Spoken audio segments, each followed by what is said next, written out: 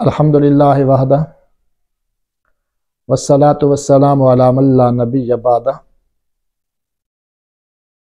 अम्मा बअदु फ़अऊज़ु बिल्लाहि मिनश शैतानिर रजीम बिस्मिल्लाहिर रहमानिर रहीम अलहाकुमुत तकासुर हत्ता ज़ुरतुमुल मक़ाबिर सदक़ल्लाहु मौलानल अज़ीम। ये वो सूरह मुबारक है जिसको हम अक्सर नमाज के अंदर पढ़ते रहते हैं। इसी तरह और भी छोटी छोटी सूरतें हैं जिनकी नमाज के अंदर हम तिलावत करते रहते हैं।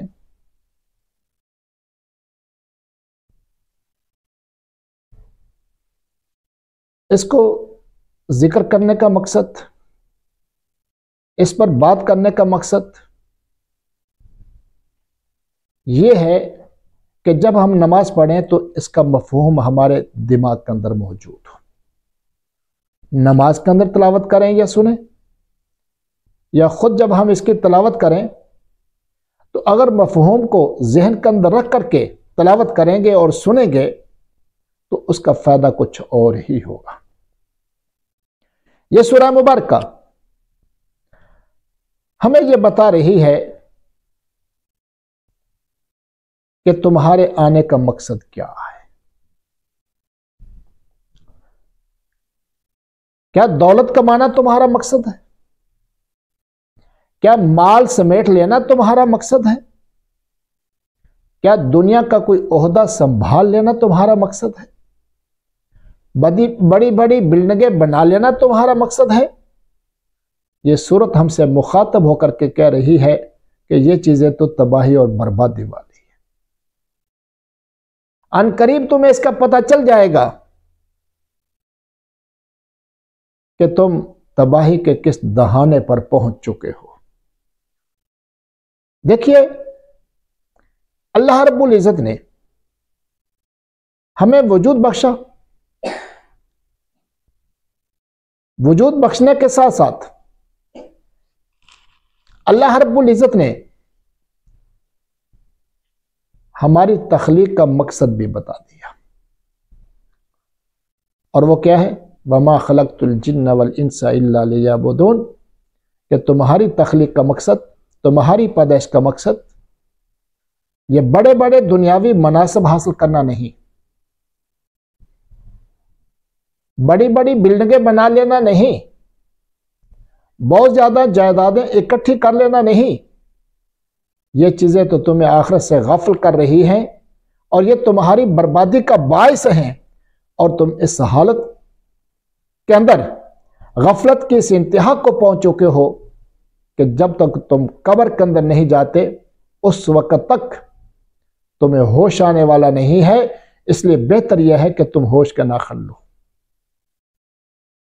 मकसद जिंदगी की तरफ आ जाओ। और मकसद जिंदगी वो क्या है? वमा खलक़तुल जिन्ना वल इंसा इल्ला लियअबुदून, कि हमने तुम्हें और जिन्नात को पैदा किया है तो किस मकसद के लिए? अपनी इबादत के लिए। इसी वजह से अल्लाह रब्बुल इज़्ज़त ने जहां पर इंसान की तख्लीक के मराहिल को जिक्र किया है,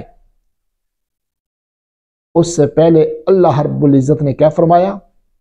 कद अफ़लहल मुमिनून, मोमिन लोग कामयाब हुए जो नमाजों के अंदर खुशू खुजू करते हैं, ज़कात को देते हैं, शर्मगाहों की हिफाजत करते हैं।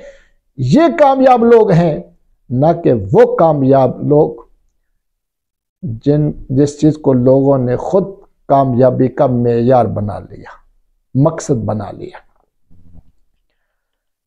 इसलिए मेरे अजीज दोस्तों, अल्लाह रब्बुल इज़्ज़त ने हमें बनाया है तो हमारे लिए गाइड बुक भी दी है, किताब भी दी है।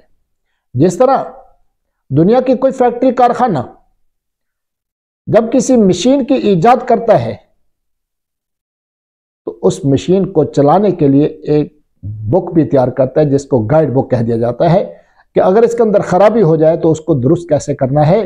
तो अल्लाह रब्बुल इज़्ज़त ने जब इंसान को वजूद बख्शा, मुझे और आपको वजूद बख्शा, तो अल्लाह रब्बुल इज़्ज़त ने कुरान करीम की शक्ल के अंदर हमें गाइड बुक भी दे दी है कि तुम्हारे अंदर अगर कोई खराबी पैदा हो जाए तो उसका इलाज कैसे होगा, खराबी कौन सी होगी, खराबी का इलाज कैसा होगा, किस अंदाज के अंदर होगा, उसके लिए इंजीनियर कैसा चाहिए, उसके लिए क्या ज़ाब्ता होना चाहिए, तो वो सारा का सारा ज़ाब्ता अल्लाह रब्बुल इज़्ज़त ने कुरान पाक के अंदर जिक्र कर दिया। अल्लाह रब्बुल इज़्ज़त हमें किताब हिदायत से हिदायत हासिल करने की और हिदायत पर इस्तिकामत इख्तियार करने की तौफीक नसीब फरमाए।